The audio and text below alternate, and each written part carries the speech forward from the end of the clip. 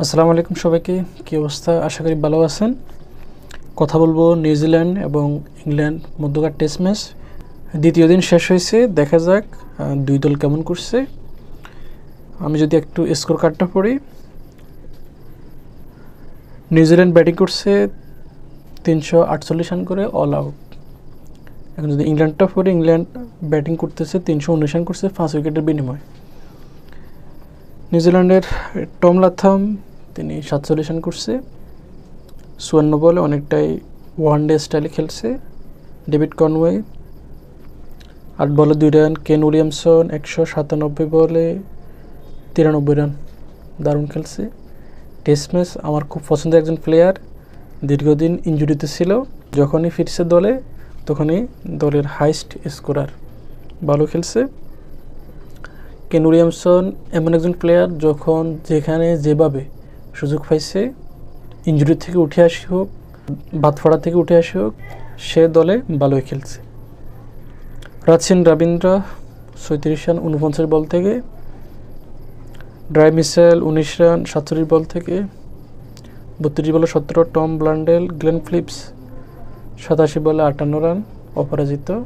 দলের সবাই আউট হয়ে গেছে, সে দাঁড়াইছিল, কিছুই করা ছিল না। টিম সাউদি 15, মেস হেনরি 18।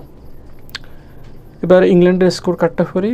ইংল্যান্ড জ্যাক ক্রয়লি তিনি 0 রান আউট হয়ে গেছে, 12 বল খেলছে। বেন ডাকেট 62 বলে 46, অনেকটাই ওয়ান ডে স্টাইলে ব্যাটিং করছে। বিটেল 37 বলে 10 রান। জরুট 60 বলে 0 রান। প্রমিজিং প্লেয়ার জরুট, তিনি 0 রান করছে, এটা খারাপ লাগার বিষয়। হ্যারি ব্রুক 163 বলে 132। কিরে ভাই, তুমি কি খেলছো? এটা 163 বলে 132 কেন? তুমি 163 বলে খেলবা 80 রান 75 রান, তুমি টেস্ট খেলতেছো, তুমি এখানে ওয়ান ডে না, এটা ভালো করো নাই। অলিফভ 98 বলে 77, কেন?